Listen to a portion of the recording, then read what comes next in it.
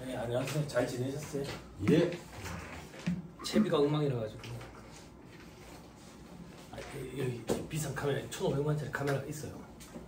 처음에 이제 저도 이제 강사 생활 준비할 때 카메라 테스트도 받고 욕도 많이 먹고 촬영한 거 다시 보고 그랬거든.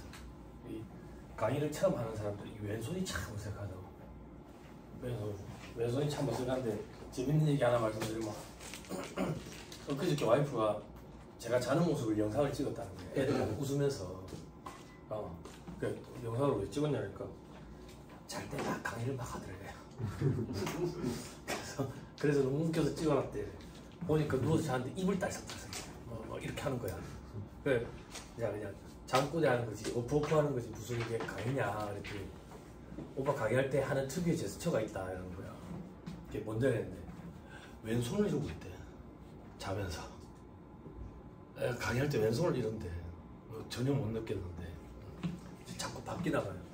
이제 강의 초짜일 때는 왼손이 참 어색하더라고. 이 왼손을 막 이러고 있는 거야. 이 주머니에 넣어버려야지.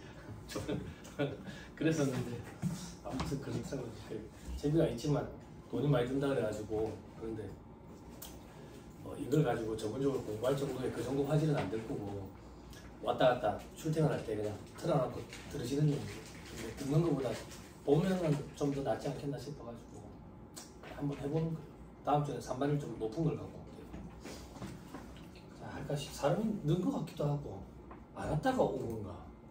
넌 왜 왔다가 안 왔다가 그냥 녹화하고 있지? 혜연이는 왜 안 왔다가 그러는 거야? 수업 진도가 빠르기 때문에 한번 빠지면 훅 한다. 전면 카메라면 글자가 나중에 뒤바뀔 거예요. 아 그래요? 그래 나온 거야. 아니 그렇던데 예전에 보니까. 글자가 거꾸로 나온 거야. 요즘에는 혹시나 뒤바뀌면 제가 그걸 걸게요. 좌우 반전 옵션이 또 있더라고 보니까. 그것도 인코딩하는데 몇 시간 걸렸었는데 예전에 세무회계 강의하는데 저기 이제 대학생들 상대로 좌우가 바뀌었습니다 이러는 거야. 어떻게 하면 되냐?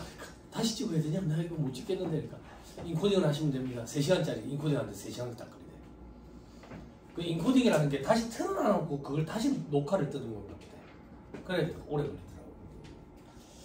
아무튼 그래요. 네, 할까 하시죠. 제가 진도가 생각보다 빨라요. 여담을 많이 하는 것 같지만 진도가 생각보다 빨라가 어느 정도냐면 한 주 빠지면 못 따라갈 수 있어요. 그러니까 웬만하면 빠지지 말고 오세요. 경주사 이런 거 학생들 경주사 뭐 한다고 가. 이제 뭐 직장생활 하는데 총각이 경주사 뭐 한다고. 고시 공부하는 총각은 그런 데 가면 가요. 친구가 사회를 부탁하는데 친구 아니지. 고시 공부하는데 무슨 사회를 부탁을 해. 응? 학교하고 나서 부탁해야지. 제 기억이 맞으면 3-123페이지인 것 같아요. 예. 재고자산 평가예요. 자, 기억 한 번만 더 넣습니다. 우리 어디 하고 있었냐면 자산의 취득가액, 자산 부채 평가하고 있거든요. 취득가액, 세법상 취득가액은 얼마냐 이거예요. 회계상 취득가액이랑 차이가 난다면 입금 산입해가지고 유보 처분해가지고 입금 산입 공고 송금 산입 마이너스 유보 해가지고 세법상 자산가액을 조정을 해야 된다는 얘기죠. 취득가액. 자산 부채 평가는 무슨 말인데 회계 시간에 여러분들이 공부했던 기말 재고자산 평가, 그죠? 그리고 유무영자산 재평가하는 회계 처리, 그죠? 그런 거 있죠, 그죠?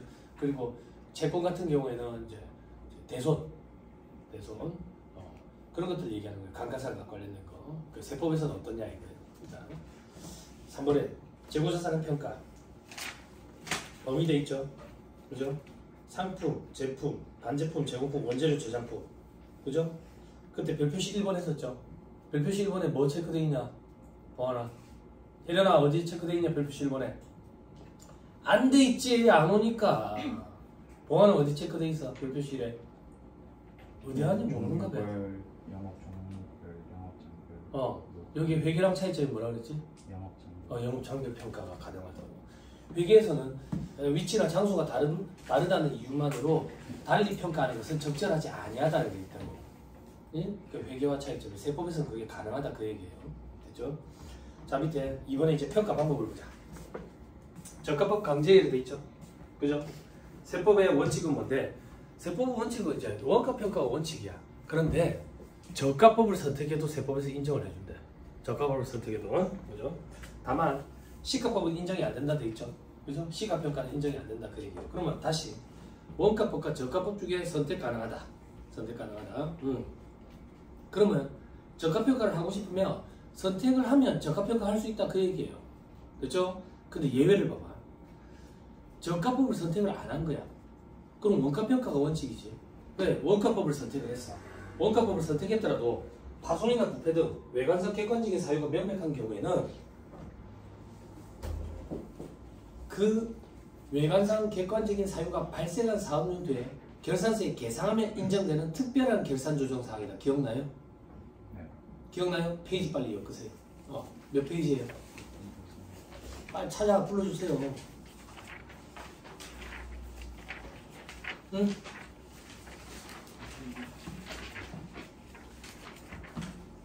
40몇 페이지 아닌가?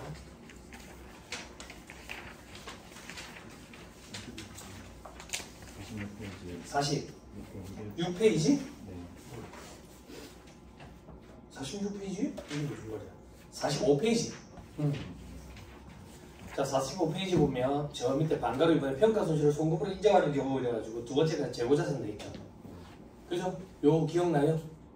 네. 기억나요? 그거 파트인 거예요. 그거 파트. 다시 돌아오세요. 자, 그러면 제일 밑에 별표실에 원가법은 도대체 뭐냐? 세법에서 말하는 원가법. 원가법은 한 가지를 얘기하는 게 아니라 여러분들 개별원가 계산, 원가 관리 시간에 공부했던 거. 회계에서는 이제 재무회계에서는 개별법 이렇게 얘기하죠. 개별법의 특징은 뭐죠? 이상적인 방법이다. 이 이상적인 방법이니까 적용하기가 좀 힘들죠. 일반적인 업체에서는. 그죠? 그래서 개별법, 선의선출법, 국제의 기준으로 후입선출 청산 문제 때문에 후입선출법 인정 안 하지만 세법에서는 인정한다 그랬어요. 후입선출법, 그리고 총평균법, 이동평균법, 매출가격환원법 이게 뭐냐? 뭐나 네. 매출가격환원법이 뭐야? 너무 나오고 있는데 매출액에서 실력을 걸으면 안 되는 거야? 이렇게 얘기할까? 이게 뭐야 이게? 매출액에서 뭐예요? 소매제공법 얘기하는 거잖아. 소매제공법, 그죠? 그럼 다음 이제 별표시 2번에 감액 사유가 발생한 연도에 계상한 경우에 한해서 인정되는 특별한 결산 조정 사항이다. 그죠? 그 다음 멘트는 읽지 마세요. 뭐 변상 책임이 있는 경우 어쩌고 저쩌고 돼 있는데 이런 시험이 안 나와요. 자, 밑에 동그라미 2번.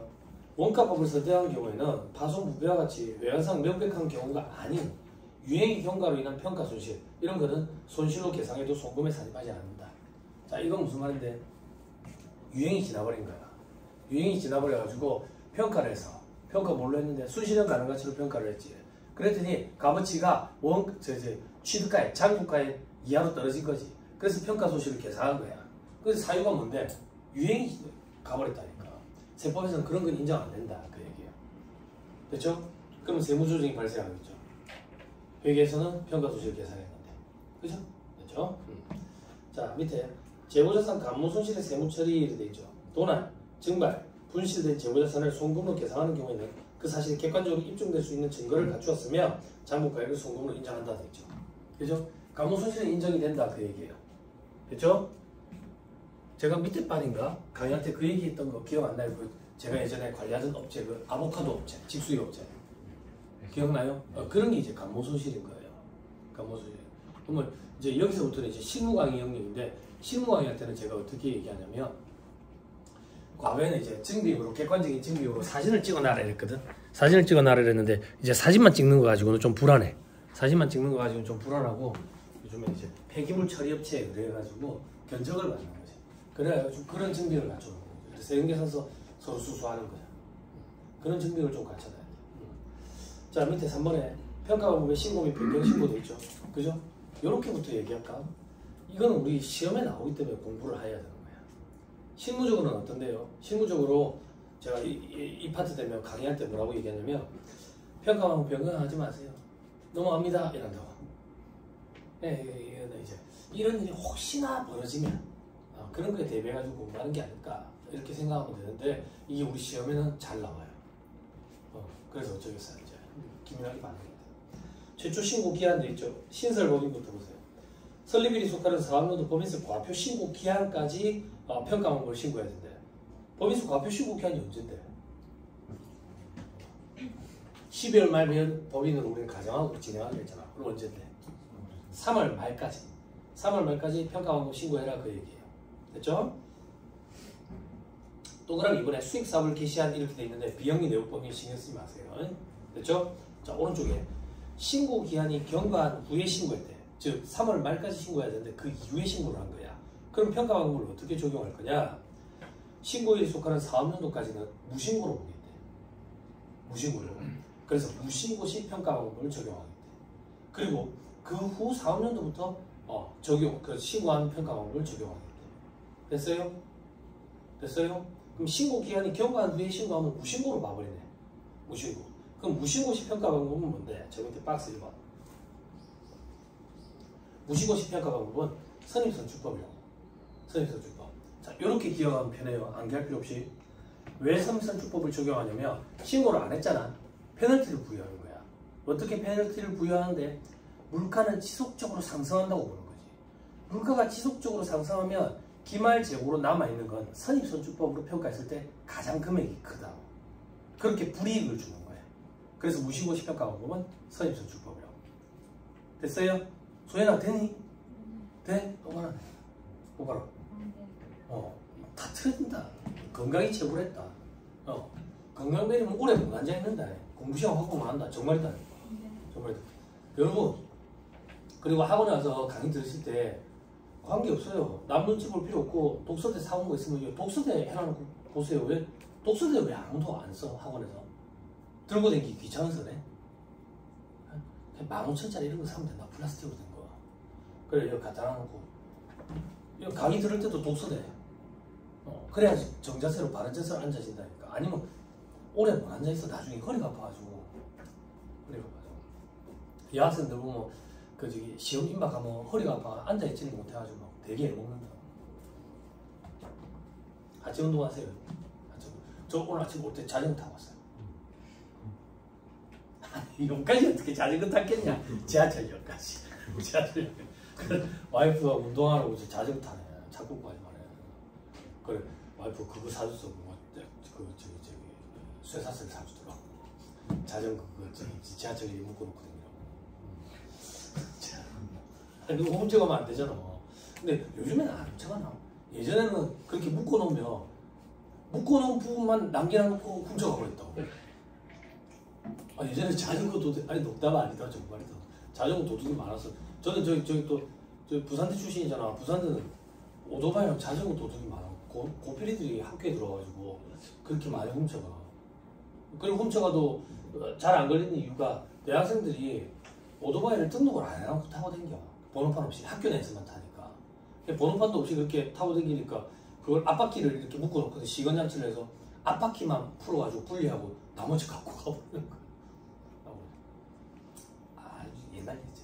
호랑이 담배 피던 시절 그런 때. 요즘에는 그런 거 없지. CCTV가 다 있는데. 응? CCTV 안 보여주는데. 됐죠? 자, 근데 괄호 안에 매매 목적용 부동산은 개별법 돼 있죠. 그죠? 이거 좀 구석지거든. 근데 이게 시험에 나왔어. 그래서 암기해야 돼. 매매 목적용 부동산은 개별법이다. 그냥 이렇게 생각하세요. 부동산은 덩어리가 크니까 개별법을 해야 되겠지. 가정하면 안 되겠지. 이렇게 생각하면 편해요. 됐죠?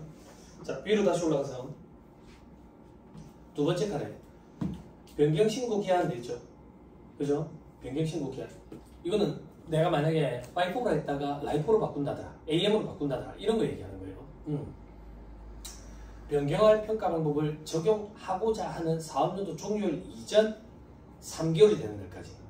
그럼 봐봐. 1기에 우리가 선입선출법을 했고 2기부터 구입선출법으로 바꾸고 싶어. 그러면 언제까지 신고를 해야 된다는 얘기야?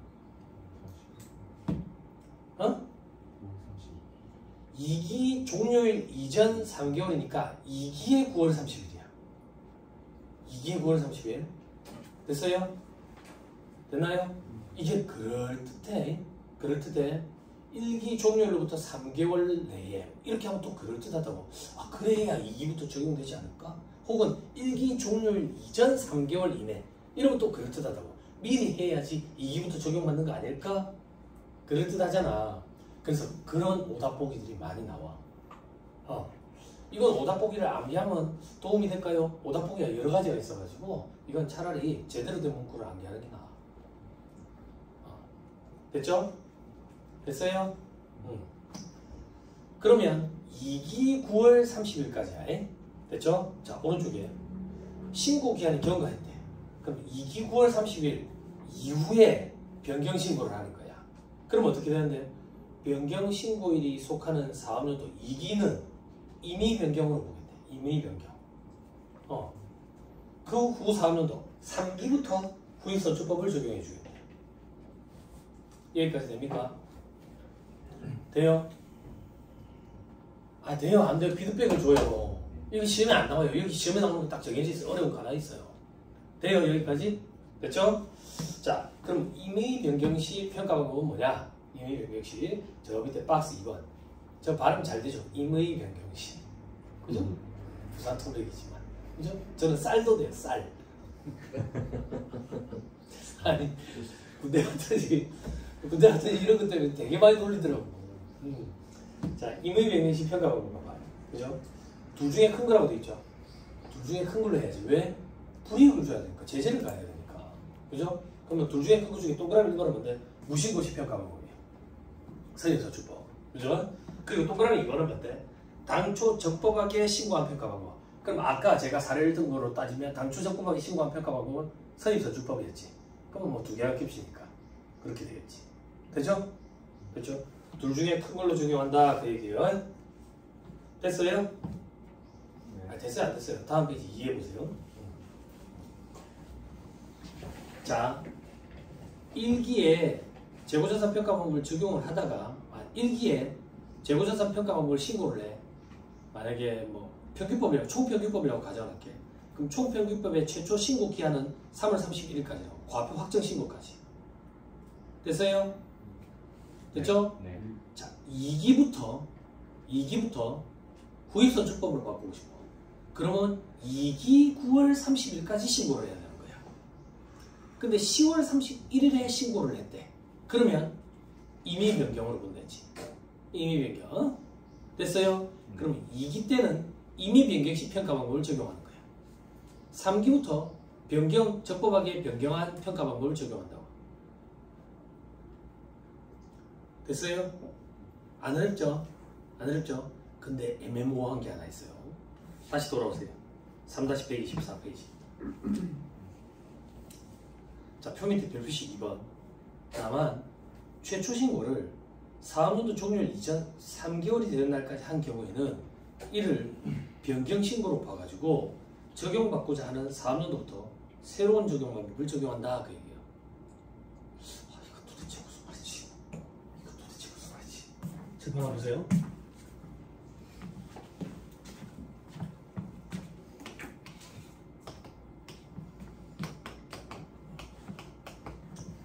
자, 1기예요. 법인은 최초 설립했다고. 재고자산 평가 방법 언제까지 신고해야 돼요? 3월 말까지 했잖아.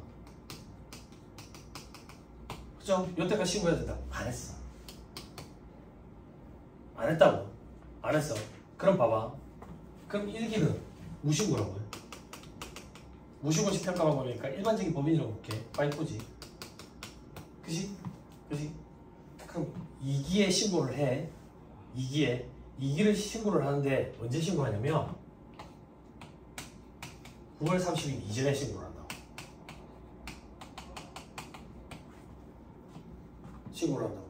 뭘로 신고하는데? 평균법으로 신고해. 총평균법이든 이동평균법이든 상관없이 평균법으로 지금 신고했다고 가정할게. 그럼 이게 조문이 두 개가 겹쳐가지고 이게 해석에 논란이 생길 수가 있다고. 어떻게? 요때 신고가 있으면 요때도 무신고 시평가 방법을 적용해야 되는 거냐? 아니면 요때는 적법하게 임의 변경 신고가 들어간 걸로 봐가지고 적법한 변경 신고가 들어간 걸로 봐서 요때부터 적용을 해야 되느냐? 무신고냐? 아니면 적법한 변경 신고로 봐야 되느냐? 행정해석에 논란이 있었는데 얘기가 나왔어. 읽어볼게. 그때는 최초 신고를 사업연도 종료 이전 3개월이 되는 날까지 한 경우에는 이를 적법한 변경신고로 봐줘. 그러면 다시 요때 평균법으로 신고를 하면 적법한 변경신고로 봐줘서 2기는 평균법을 적용하는 거예요. 1기만 보시는 거예요. 요게 우리 시험에 나와. 요게 됐어요? 자, 조금만 더 볼게요. 3-125페이지 한번 봐보세요. 자, 3-125페이지 표 바로 밑에 별 표시에 if 돼 있죠? if 이렇게 돼 있죠? 그죠? 2기 9월 30일까지 최초로 신고한 경우에는 2기부터는 적법한 변경식으로 본다. 1기는 무시고. 됐어요? 됐나요? 네. 됐어요? 됐죠? 이게 말문제 보기를 구상하면 참 힘들다고.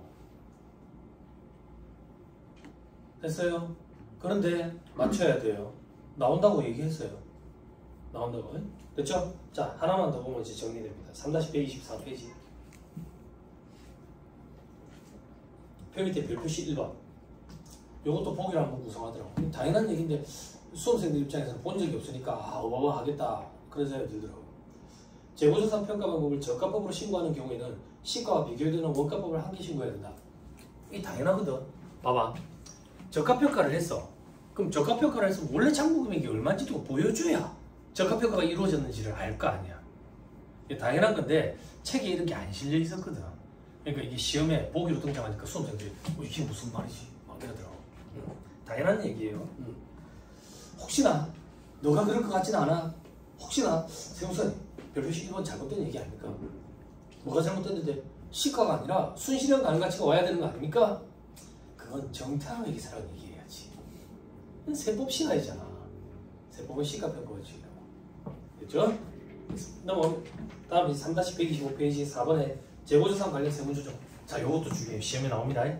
단독으로 구성하는 게 아니라 시험에 묻어서 나와요. 문제 여기저기.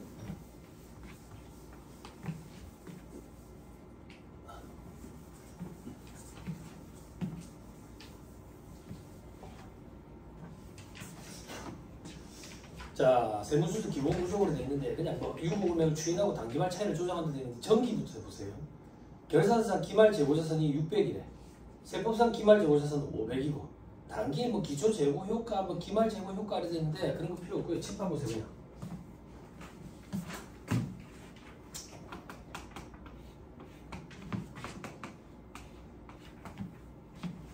재고자산 T 계정 약식으로 보는 거예요.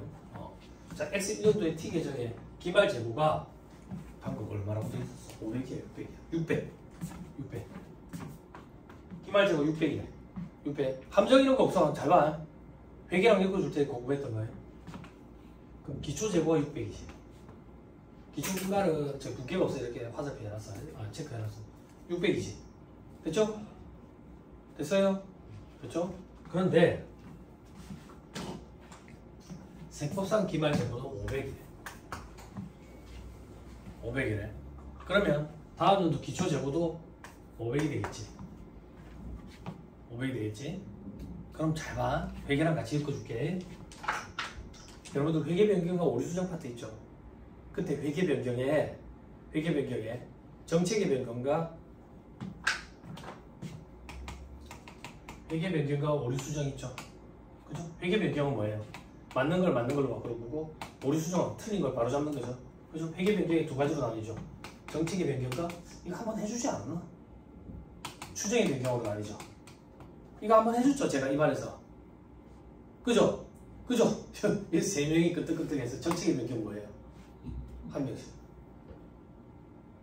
해줬다고 끄떡끄떡 했잖아. 강의처럼 해줬다고 얘기했잖아. 화가 난 거 아니야. 경상도니까. 경상도. 나는 솔로 봤어요. 경상도 스타일이라고. 나는 그런 스타일 아닌데. 그 방송에 나온 출연자가 잡혀가나? 뭐라고 얘기하냐면 말하지 않아도 알아야지. 초코파이인 거야 걔는. 말하지 않아도 알아야 돼. 초코파이라고. 그게 경상도 스타일이야. 여자한테 틱틱거려. 여자한테 틱틱거린다고. 내가 너를 좋아하는 걸 왜 몰라? 말을 안 해도 알아야지. 그게 경상도 스타일이래. 언제부터 경상도 스타일이 그렇게 다녔어? 나이도 얼마 것도 안 했더만 이 상황이 달라져가지고 말해야 알지. 그지? 정책의 변경 뭐예요? 형님 해주세요. 뭔가 흐름이 다르고. 그래, 그 용어 꼭 기억해야 돼. 서희서출법에서 구인서출법 그런 말 하면 안 돼. 수준 낮다고. 원가 흐름의 가정의 변경이라고. 또 원가물에서 재평가물, 재평가물에서 원가물 그거는 뭐라고 표현해? 측정 기준의 변경. 그지? 여기 이제 투자부동산도 같이 포함되지. 요거 말고 나머지는 전부 다 추정의 변경이라고. 근데 우리 시험에 나오는 건 감가상각과 관련된 거지. 왜? 국제의 기준과 일반 기업의 기준의 차이 때문에 얘만 시험에 나온다고. 오류 수정에는 어떻게 돼 있단가요? 여러분들 공부할 때 자동 조정 오류가 있고 비자동 조정 오류가 있죠. 그죠? 그때 자동 조정 오류가 뭐였어요?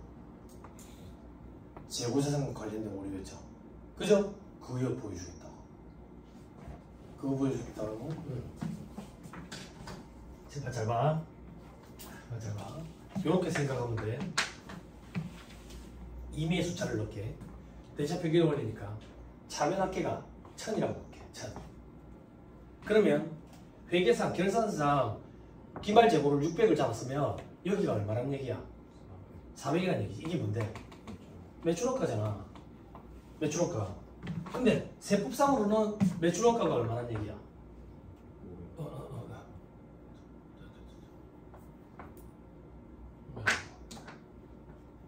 500이란 얘기지. 그지? 그럼 세무조정을 하면 어떻게 되는데? 세무조정. 요만큼 재고자산을 감액시켜야 되잖아. 그럼 어떻게 해야 돼? 송금 산입해야지. 100만원 마이너스 6. 그럼 송금 산입이라는 얘기는 세법상 경비 처리되는 송금이 더 100만원만큼 많아야 된다는 얘기지. 세법상 경비 처리되는 100만원이 더 많아야 된다는 얘기라고. 많아야 된다는 얘기라고. 그지? 그럼 다음 연도로 가볼게. 다음 연도로 가면 기출재고가 이렇게 달라지지. 그지? 또 극단적으로 가정을 할게. 단기 매입이 전혀 없다고 볼게. 전혀 없다고. 그리고 기말 재고도 전혀 없다고 볼게. 그러면 매출원가가 얼마야? 회계상으로는 600이지. 그지? 근데 세법상으로는 매출원가가 얼마가 돼야 돼? 500이지. 500. 그러면 세무조정을 하면 어떻게 되는데? 송금불산이 되지.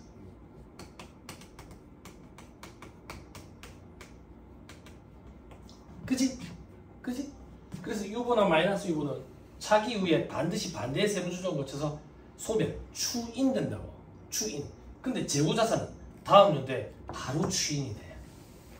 우리가 뭘 한 거 없이. 그래서 재고자산 오류는 자동 추인이라고 얘기하고. 자동 추인. 재고자산은 자동 추인. 암기해야 된다고. 왜 암기해야 되는데? 시험장에 2차 시험에 가면 이때 세무조정을 하라고 얘기하고 아무 표현을 안 해줘. 그러면 작년에 재고자산과 관련된 유보잔액이 있으면 바로 추인시켜버려야 돼. 이게 1점짜리라고. 1점짜리. 이게 여러분들 공부한 회계 영역으로 보면 자동 조정 오류야. 어떻게 자동 조정 오류인데? 기말 재고가 500인데 600으로 과대 계상되어 있는 거야. 100만원 과대 계상되어 있다고. 100만원 과대 계상. 됐어요? 그럼 100만원 과대 계상되어 있으면 비용은 어떻게 돼 있겠어? 비용은 과소 계상이 돼 있겠지. 그치? 비용이 과소 계상되어 있으면 이익은 100만원 과대 계상되어 있지. 그치? 다시 기말 재고가 과대 계상되어 있으면 이익은 과대 계상이 되네. 요렇게 장난질을 친다고. 현업에서 보면 기말 재고가 실질적으로 있지도 않은데 뻥튀기 시켜서 이익을 부풀리는 거야.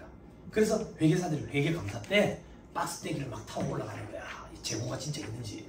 그 안에 보면 다 비어있거든. 그냥 박스 팍 허물자 다리가 부러지. 그 회계사 시험을 준비를 안 했다고 해서 다리가 부러질까 봐. 농담이야. 돌아야 돼. 촬영하고 있는데 정신 차려. 돌아야 돼. 응? 이런 거예요. 기말 재고 때문에 문제가 생긴다고. 저 형님도 그렇고 저기 언니도 그렇고 저 회계사무실에서 일하거든. 응? 업체 관리하는 업체 중에 기말 재고 때문에 골머리 아픈 업체들이 있다고. 근데 우리가 우리가 현실적으로 수수료 그거 받고 그 회사에 가지고 기말 재고까지 확인할 방법은 없어. 확인할 방법은 없어. 언니, 기말 재고 어떻게 잡아요? 12월 한 달치 잡으면 절대 안 돼요. 절대 안 돼요. 세무사님, 그러면 우리가 수수료 그 한 달 15만 원, 10만 원 받고 어떻게 가가지고 확인합니까? 기말 재고 불러달라 하세요. 메일로. 그래, 증빙을 놔둬야 돼. 그래야 책임 소재가 우리한테 안 온다고. 안 온다고. 회계사무실에 일하다 보면 업체 사양들 그런다고. 그럼 뭐 대충 잡아주세요. 뭐 다른 데처럼 잡아주세요. 뭐 한 달치 잡아주세요. 실질적으로 얼마지? 한 2천만 원치 있나? 3천만 원치 있나? 4천만 원치 있나? 갭이 너무 커. 갭이 너무 크다고. 응? 이게 다음 년도 또 영향을 미친다. 다음 년도에. 그래서 책임 소재에서 벗어나기 위해서 업체에서 기말재고 파악해가지고 연락달라 하세요. 엉터리든 제대로 된 것도 상관없이 파악해서 달라고 하세요. 그렇죠? 자, 다음 년도에 이렇게 자동 추인된다.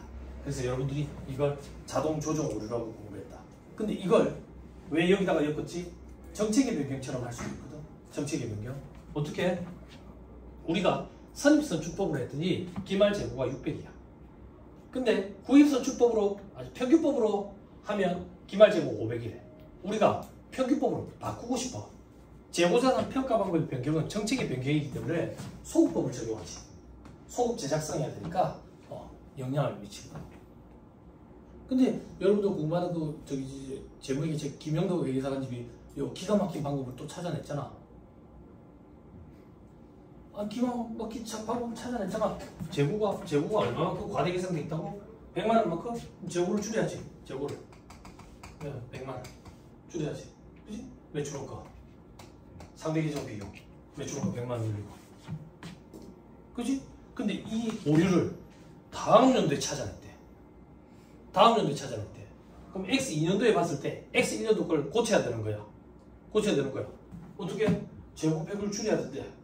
매출원가. 근데 이게 이익적이지. 이익에 미치는 영향이겠지. 그지?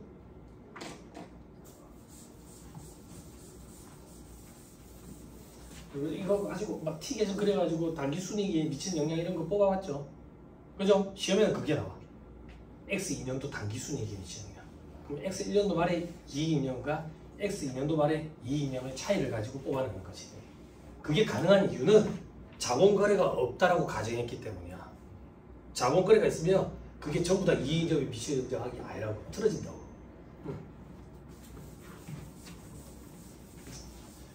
그 와꾸를 김영동 회사님이 처음에 개발했을 때 수강생들한테 제가 김영동 회사님 방법대로 설명을 해주려고 와꾸를 뜯어보는데 진짜 천재구나. 수업 바닥에 완전 특화되신 분이구나 이런 생각이 들었어요. 예. 그런 분들이 책을 쓰실 때 여러분들이 빨리 합격을 하세요. 중간에 잠깐 강의 바닥을 떠나셨었잖아.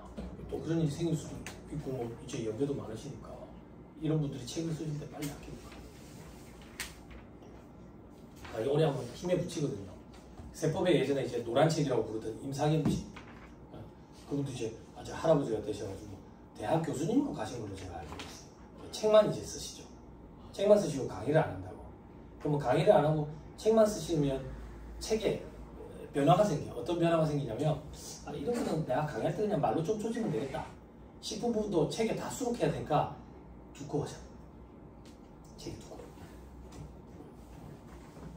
아무튼 지금도 회계사무실에 보면 노란 책을 고소하는 데가 있어요. 근데 거기 회계사무실에 사무장님 나이 많아요? 아니에요. 노란 책이 있어요. 연배가 많으신 분들 아직도 노란 책을 고소해요. 됐습니다. 자, 그 정도 보시죠. 그래서 세법에서는 무조건 다음 연도에 자동 추인시켜야 돼요. 재고자산 오류가 있으면 그게 1점이에요. 1점. 이렇게 생각하시면 돼요, 여러분. 2차 시험에 세무사 2차 시험에 세무회계 파트에 빵점 방지 문제가 있겠죠. 뭐 법인세 등 송금 불산입 기타 사유줄 요게 1점이거든. 그거랑 요거 재고자산 오류 추인시켜버려야 돼. 자동 추인. 자동 추인 뒤에 가면 또 나온다. 대손 충당입니다. 자, 넘어가면 다음 페이지 4례 재고자산의 세무조정으로 되어 있죠. 그죠? 요거는 어쩔까? 기본수로 볼까? 기본수로 한번 나옵시다.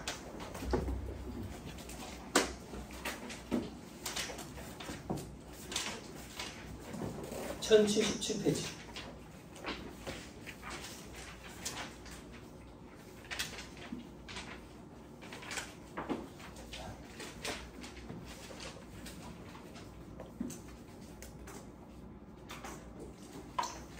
날씨가 기온이 확 떨어졌죠? 근데도 무섭네요. 요번에 태풍 대만 쓴 거 봤어요. 그게 원래 처음에 예상할 때 우리나라 쪽으로 올 거라 그랬잖아. 대만을 쓰러 사람 많이 죽었어요. 영상 보였어요? 인스타그램에? 무섭던데? 편의점인가 하여튼 식료품 가게인데 유리창 뚫고 바람이 들어와서 다 쓸어버리던데. 진짜 무섭더라고. 거기 우리나라로 왔었으면 진짜 무섭습니다. 찬바람 부는데 또 올란가 싶어. 아무튼 77페이지. 우리는 공부만 하면 돼요. 학원에 바람이 안 들어올 거예요.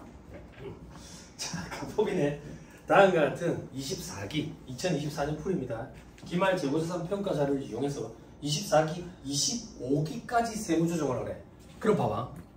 재고자산과 관련된 세무조정인데 24기인데 25기까지 물어봤다는 얘기는 추인시키라는 얘기예요. 유보자에 추인시키라는 얘기라고. 됐죠? 자, 제품부터 보자. 제품, 원재료, 저장품, 상품 이렇게 돼 있네. 자, 제품 계산서상 평가 방법은 총평균법이랍니다. 신고한 방법은 뭔데? 신고 안 했네. 무신고네. 자, 무신고시 평가 방법은 뭐예요? 선입선출법 얼마예요? 300만원. 근데 얘들이 결산서상에는 얼마라고 달아놨어요? 자, 입금산입 100만원 유보. 됐죠? 그리고 다음 문제는 송금산입 100만원 마이너스 유보로 추인시켜야지. 됐죠? 자, 그 다음에 원재료 별표시 1번.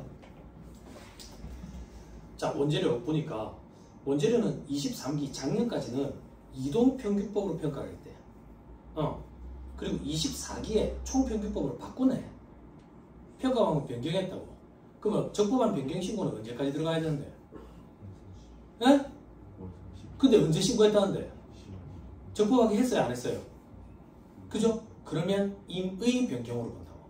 임의 변경. 됐죠? 자, 위로 다시 올라가자. 원재료. 회사가 평가한 방법에 의해서 잔고 금액은 얼마인데 지금 평가한 방법으로 600이네. 600. 그죠? 그런데 이동평균법으로 평가를 해버렸대. 그리고 총평균법으로 평가 방법 변경하고 총평균법으로 평가했다는 얘기는 회사의 평가 방법은 600. 임의 변경식 평가 방법은 어떻게 돼? 둘 중에 큰 거. 무신고식 평가 방법 뭔데? 선입선출법 얼마예요? 550. 그것과 당초 적법하게 평가한 방법. 당초 적법하게 평가한 방법은 뭔데? 이동평균법 얼마예요? 500. 둘 중에 큰 거 얼마예요? 550. 회사가 잔고에 단 금액은 얼마예요? 그죠? 송금산입 마이너스 50만원. 그리고 다음 연도에 추인시키고. 됐죠? 그죠? 자, 그 다음 저장품으로 가자. 밑에 별표시 2번. 저장품은 23기까지는 이동평균법으로 평가를 했대. 근데 24기에는 총평균법으로 평가 방법 변경신고를 했대요. 변경신고 언제까지 해야 돼요? 그죠? 근데 언제까지 했어요? 적법하게 했네. 근데 뭐가 문제지? 뭐야? 적법하게 변경신고 해놔놓고 이동평균법으로 해버렸대요. 이것도 임의 변경으로 봅니다. 임의 변경. 됐죠? 자, 그러면 회사가 평가한 방법은 뭔데? 이동평균법. 금액이 얼마인데? 150이네. 됐죠? 자, 임의 변경 시에는 무신고식 평가 방법, 선입선출법 120. 그리고 당초 적법하게 신고한 평가 방법 얼마? 130. 둘 중에 큰 거 얼마? 130. 20만원 차이 나네. 송금산입 마이너스 6. 다음 연도에 입금산입 6으로 추인시키고.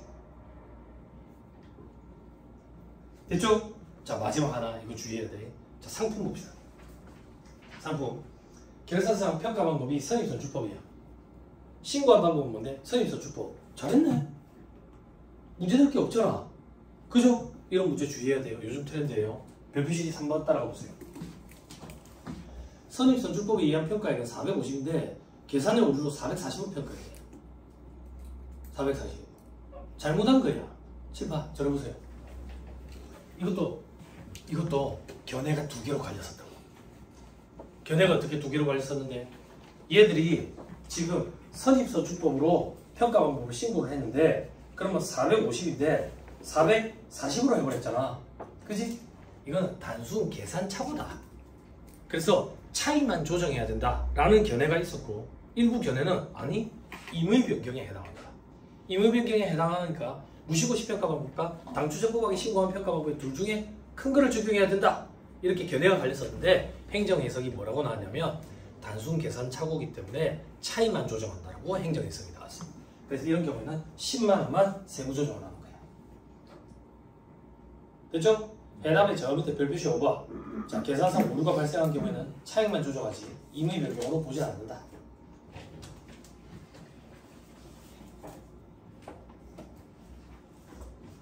됐나요? 네. 자, 이제 서버를 다시 돌아오세요.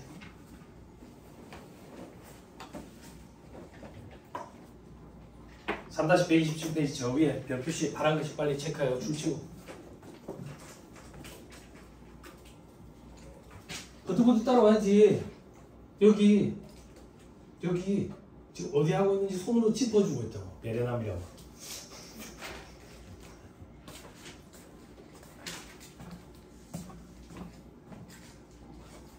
그렇죠? 이게 요즘 트렌드거든요. 그러니까 주의해야 돼. 뭘 주의해야 되냐면 신고한 평가 방법 선입선출법. 또 장부에 계산한 거 선입선출법. 문제 없네? 이러면 틀린다고. 꼼꼼하게 꼭 읽어봐야 돼. 이런 게 또 어디 있었는데 앞에서 우리 그거 있었잖아. 도급. 손익기속시기.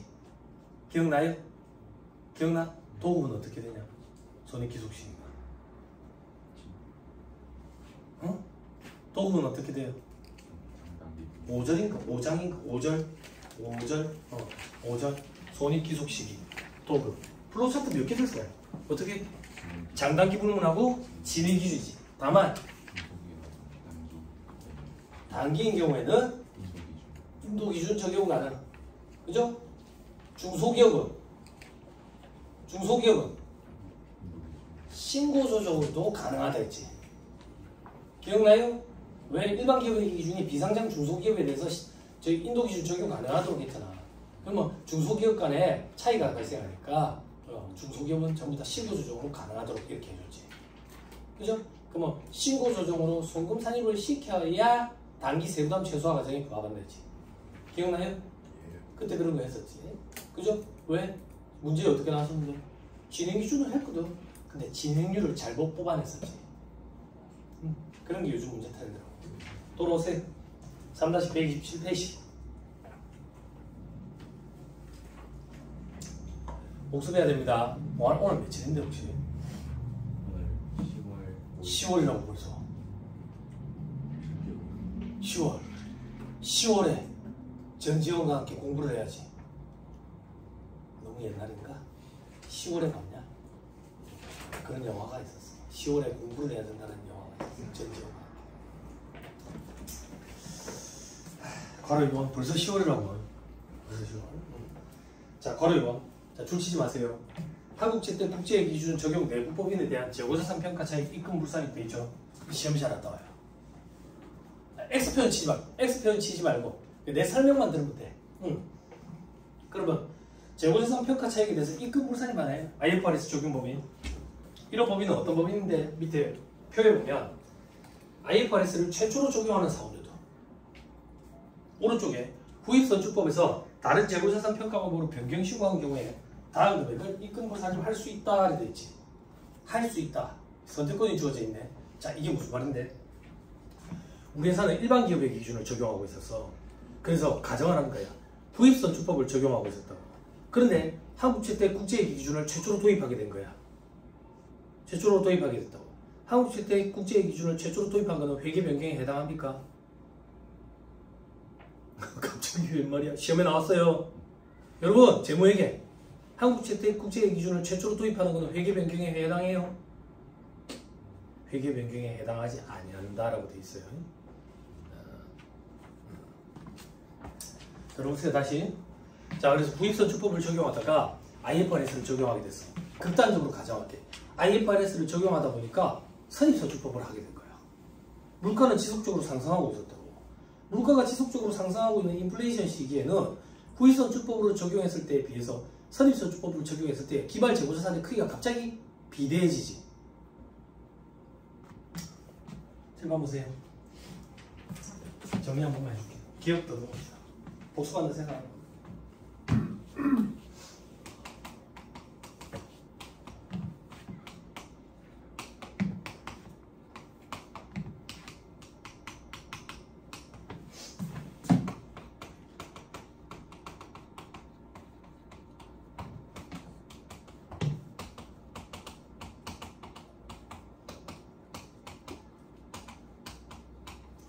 자, 현 시대상 인플레이션 가정하에 있어요.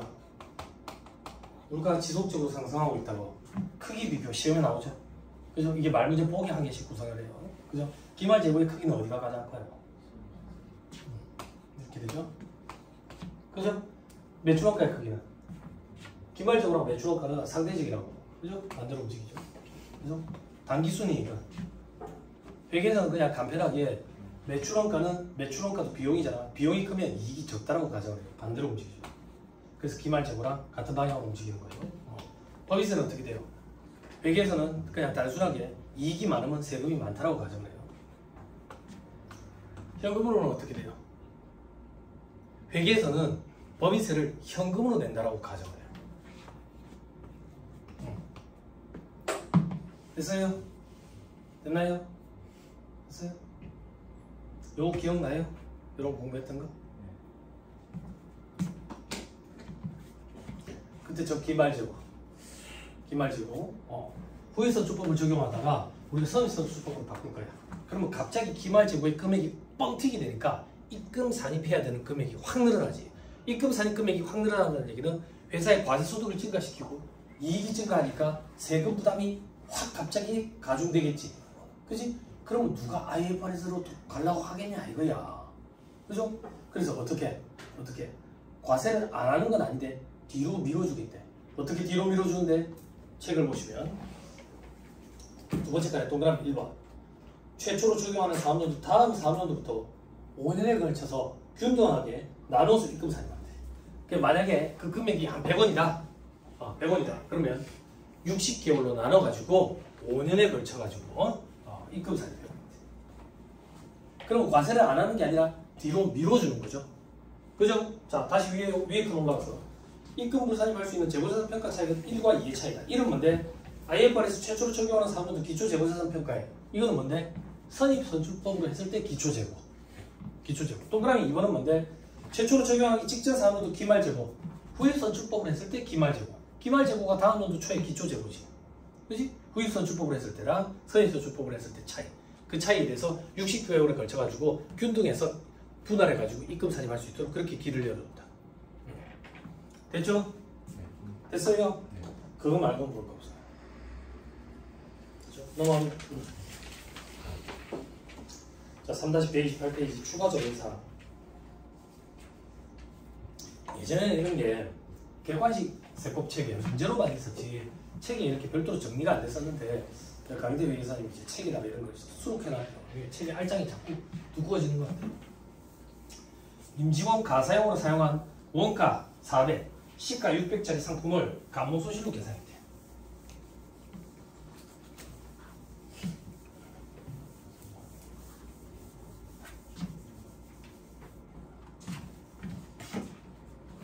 자, 책을 그냥 볼까요? 회사가 어떻게 처리했냐면 봐봐. 자, 이 상품이 뭐 컴퓨터라고 할게요. 컴퓨터 직원한테 줘버렸어. 직원한테. 그럼 회사 창고에 없잖아. 그래서 대변에 컴퓨터를 떨어낸 거야. 그럼 차변에는 뭐라고 쓸까 하다가 막 감모손실 잡아버렸다고 회사가. 감모손실. 이 감모손실 인정되느냐고? 안 되지. 그지? 그럼 법인세법에서는 이걸 어떻게 보는데 돈을 받고 팔아서 그 돈을 임직원한테 준 걸로 봐버려. 그래서 세법상 분계라는 건 존재하지 않지만 계명상의 분계가 존재한다면 다음과 같다고. 밑에 봐봐. 현금 받고 판다고. 팔면 시가로 팔겠지. 그럼 600에 팔겠지. 그래갖고 600을 임직원이 갖고 간 걸로 봐. 갖고 간 걸로. 그럼 봐봐. 자, 처분이 이익이 200만큼 있죠.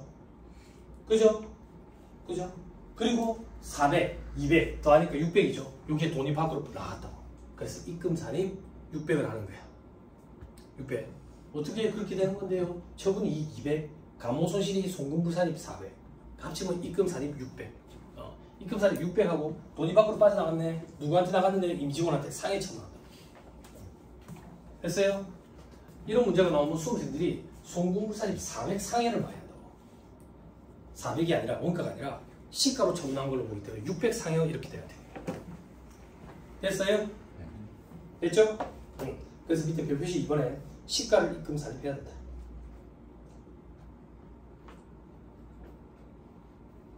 됐어요? 됐나요? 네. 요 얘기 조금만 해볼까? 밑에 봐 저한테 부가가치세법 공부하신 분들 임직원한테 가사용으로 사용 소비하면 부가가치세법상 뭘로 처리가 됩니까? 응? 뭘로 처리가 된다고? 뭘로 처리가 된다고? 개인적 공급이지. 개인적 공급은 뭐 카테고리에 있어요? 상위 카테고리 간주 공급이지. 간주 공급? 간주라는 말이 붙었네. 우리가 상식적으로 생각할 때 공급이 아닌가며 공급으로 간주하겠다는 얘기네. 법에 의해서 공급으로 간주하면 뭐 어쩔 건데 과세하겠다는 얘기지. 뭐를? 부가세를. 그럼 과세하겠다는 얘기는 과표의 10%만큼 곱해서 매출 세액으로 내도록 하겠다는 얘기지. 간주 공급이네. 과표에 얼마가 들어가야 되는데 간주 공급의 과표는 어떻게 되는데? 뭐라고? 잘못 들었다. 욕처럼 들린다.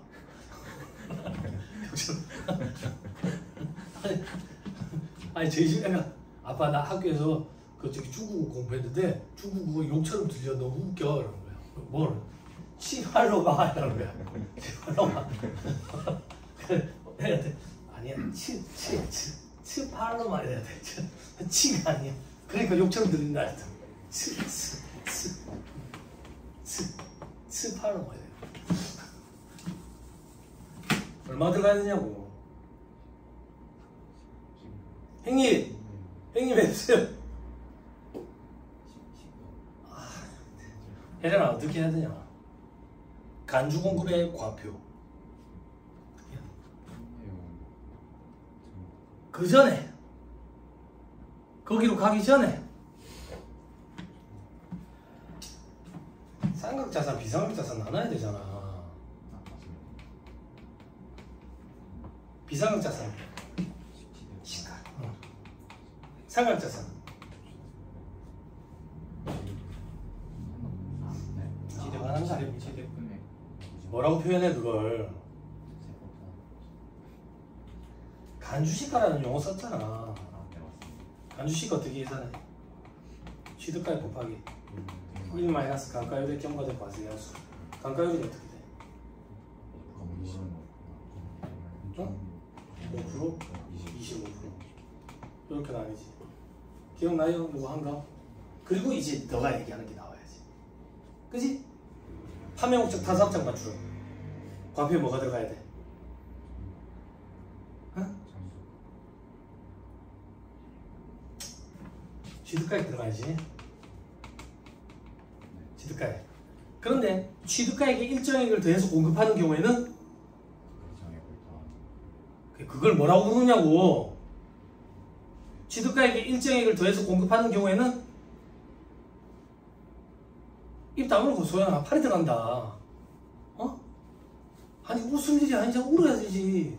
그때는 공급가액이 됐지. 그럼 봐봐.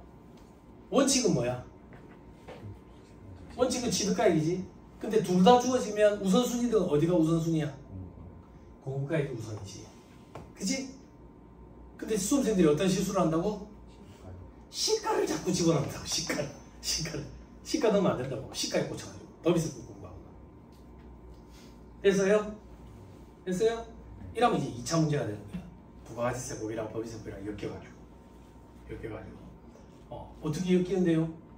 만약에 이 문제인 경우에는 지금 비상자산이니까 시가잖아. 그럼 시가에 10% 하면 60만 원이지.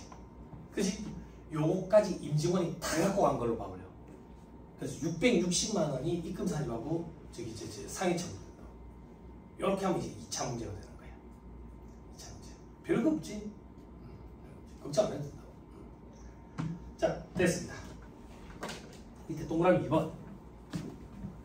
솔직하게 여러분, 솔직하게 스스로에게 물어보세요. 스스로에게. 부가가치세법 언제 보고 안 받는지. 그리고 스스로에게 얘기하세요. 그렇게 안 봐도 내가 될 정도인가? 이 법이 그렇게 호락호락한 게 아닌데. 그지? 우리나라에서 세법 시험으로 최고봉인데. 그지? 근데 일주일 이상을 안 보고 있었다고? 내가 포기한 건가? 부가가치세법을? 전교 꼴찌도 부가가치세법은 준비해 간다는데? 응? 울지 말고. 울려면 충남 파트까지 아직 좀 남았어.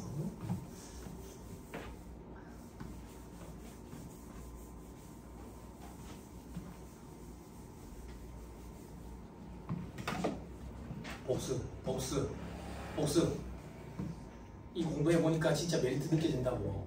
어떤 메리트? 이거 머리 좋은 사람이 학교 가는 시험 아니더라니까. 내가 해보니까 행정고시 그런 급 아니야. 이거는 무조건 많이 본 사람이 무조건 더 잘해. 난 이런 게 되게 공평하고 공정한 것 같아. 조금이라도 더 많이 보면 돼. 사람마다 그런 편차는 있어. 능률이라는 거, 효율이라는 거, 그런 편차는 있는데 자꾸 더 많이 보면 우리가 학습 효과가 적용이 되기 때문에 자꾸 단축돼. 그래서 시험치기 하루 전날 전 과목을 1회도 갈 수 있다. 하루 동안. 그러면 이제 합격권이야. 1차 시험은 그게 힘들어. 1차 시험 준비할 때까지는 여러분들이 내공을 그렇게 쌓기가 힘들어. 1차 시험 전에는 시험치기 이틀 전날 이틀 동안 전 과목을 1회도 갈 수 있으면 합격권이 있어. 2차 시험은 시험치기 하루 전날 그 하루 종일 전 과목 1회도 갈 수 있으면 합격권이야. 믿어도 돼. 그러면 시험을 딱 치고 끝나고 나면 됐구나 라는 느낌이 와. 시험이 끝나고 나서 됐나 안 됐나 예쌤이랑 세사모에 들어가지고 애들이 가다방 올리는 걸 읽어볼까. 그렇게 하지 말고 조금 더 여유있게 해가지고 쉬자고. 응? 다음 단계 준비도 좀 하고. 장가 가야 될 거 아니냐고.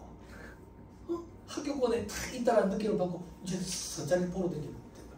세무사세요? 예비 세무사입니다.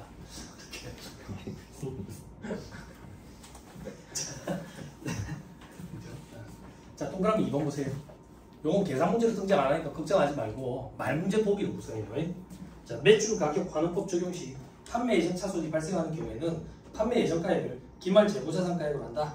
즉 원가율 100%를 초과하는 경우에는 100%를 원가율로 한다. 칠판. 자, 소매제고법이라는 용어를 많이 쓰냐, 매출가격 환원법이라는 용어를 많이 쓰냐, 그런 거 없어요. 무차별적으로 써요. 소매제고법, 매출가격 환원법 공부했었죠, 여러분? 김현덕 회의사의 요약으로 하면 이렇게 하죠. 원가, 매가, 그죠? 기초재고,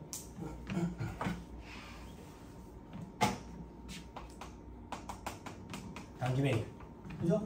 그러면 매출원가, 기말재고. 됐죠? 그죠? 근데 우리는 뭐가 궁금한데? 소매제고법 어느 파트에서 했는데 기말재고의 원가가 궁금하다. 기말재고의 원가. 근데 기말재고의 원가를 계산하려고 보니까 개별법 이상적인 방법이라서 안 되거든.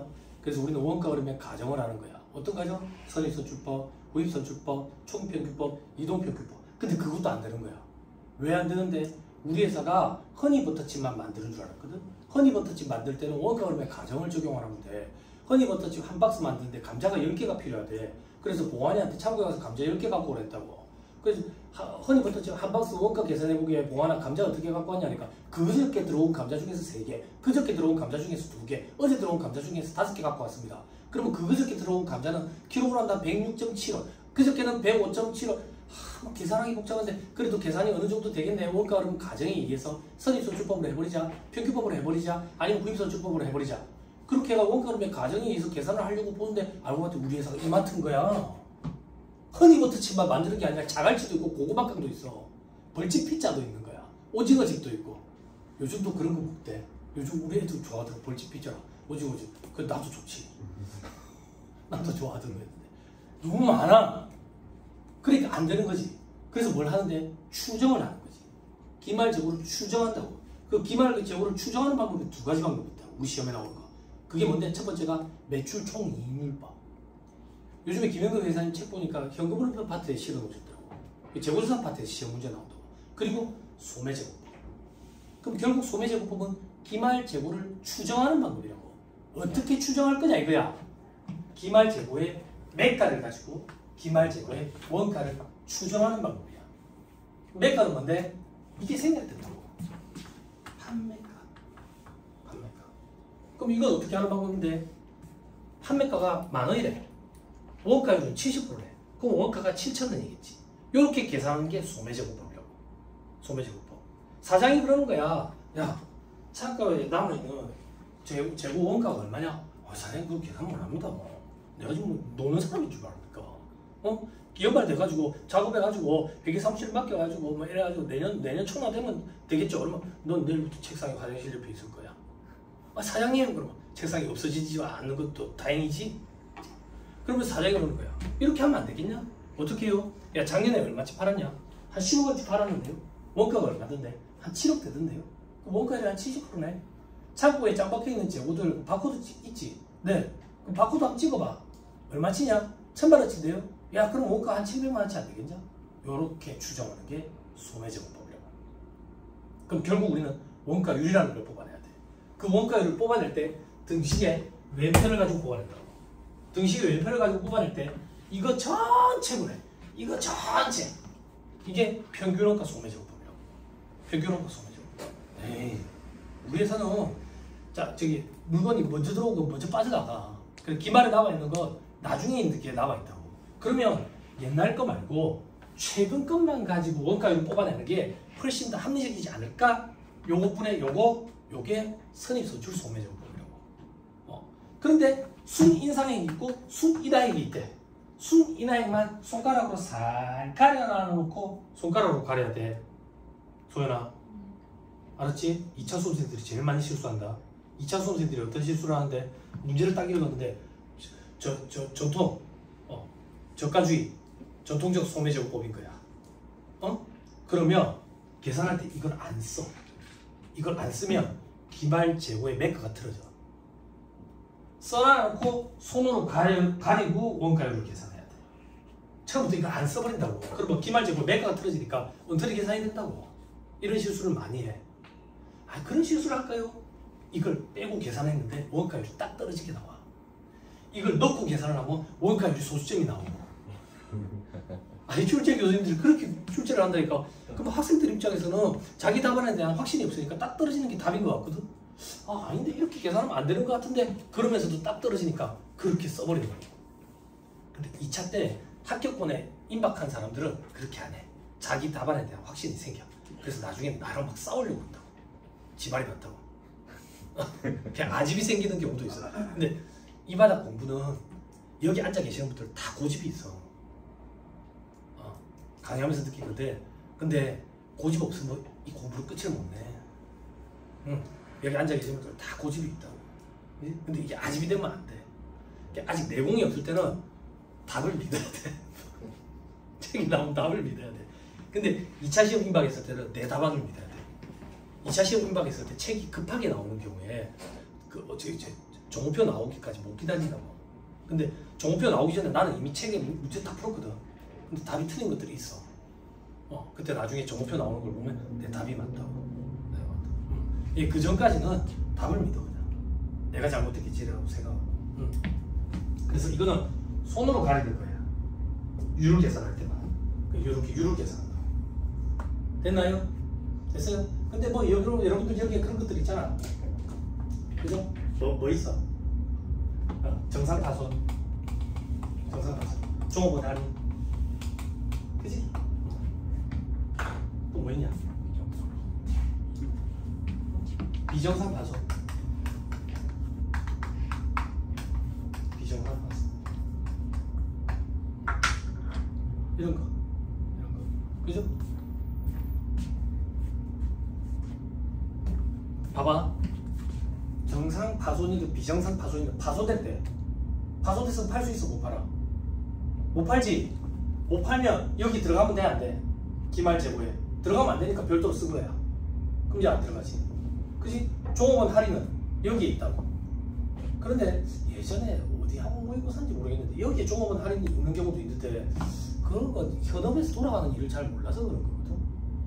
이마트 직원한테 할인해 줄 때 조기가 2만원짜리야.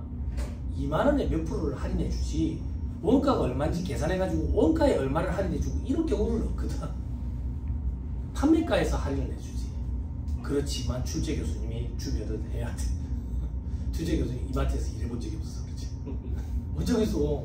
어쩌겠어. 시키는 걸 해야지. 그지? 그럼 여러분들이 제일 힘들어하는 건 이거라고. 비정상은 왜 왼쪽에 놓느냐? 여러분들 책을 쓰고 김현석 회사님 기가 막힌 얘기를 하잖아. 암기는 강력한 임팩트가 필요하다고. 우리는 역사적으로 비정상인 사람들, 그게 치우친 사람들, 빨간색을 띈 사람들은 왼쪽에 있다라고 얘기했다고. 그 왼쪽이 등신 왼쪽에 있다고. 도라이 아니에요. 아니 이렇게라도 해서 암기하고 가면 되지. 그런데 왜 마이너스인데요? 요쪽에 오면 플러스야. 못 파니까. 근데 요쪽으로 넘어가니까 빼기가 된 거야. 그렇게 생각하면 돼. 계산하면 돼. 그렇죠? 자, 다시 세법 능력으로 봅시다. 우리 세법에 필요한 건데 이걸 계산을 했더니 희한하게도 100% 넘는 거야. 이게. 아니 매가보다 원가가 더 높다고? 물론 그런 경우도 있겠지. 재고 이런 거 안 팔리는 것들. 근데 세법에서 그런 거 인정 안 한다. 그 얘기야. 인정 안 한다. 인정 안 하기 때문에 이런 경우는 그냥 100%로 하겠다. 됐어요? 됐나요? 100%가 넘는 걸 인정해버리면 평가 손실을 임의로 인정해주는 그런 결과가 생긴다고. 그래서 여러분들 인정 안 돼. 그렇죠? 근데 여러분들 이유 그런 거 필요 없고 판매 예정 차손이 발생되는 경우에 예상되는 경우에는 100%를 한도한다. 그냥 기말 재고 금액은 판매 예정 금액을 한다. 100%로. 됐죠? 말문제 보기를 구성합니다. 자, 다음 페이지. 조금만 더 하고 보십시다. 동그라미 3번. 신고한 재고자산 종류별로 합계액을 기준으로 평가를 하고 재고자산 종류별로 여러 품목이 있더라도 품목별로 평가하는 것은 아니다. 즉 제품에 A 제품, B 제품이 있더라도 제품으로 평가하는 거지 A 제품, B 제품 별도로 평가하는 게 아니다. A 제품은 선입서 주고 B 제품은 뭐 후입서 주고 이렇게 하는 게 아니다. 그 얘기예요. 제품은 제품대로 하겠다. 됐죠? 자, 동그라미 4번. 새로운 업종을 추가하고 그 업종 개시에 속하는 사업연도 법인세 신고 기한까지 재고자산 평가 방법을 신고한 경우에는 새로운 업종을 개시한 사업연도부터 신고한 평가 방법에 따라 평가한다. 자, 이건 당연한 얘기라고. 서비스업을 하고 있다가 제조업도 추가하기로 했대. 제조업도 그러면 제조업의 평가 방법은 3월 31일까지 법인세 과표 신고 기한까지 그때까지만 평가하면 된다. 그 얘기예요. 됐어요? 됐죠?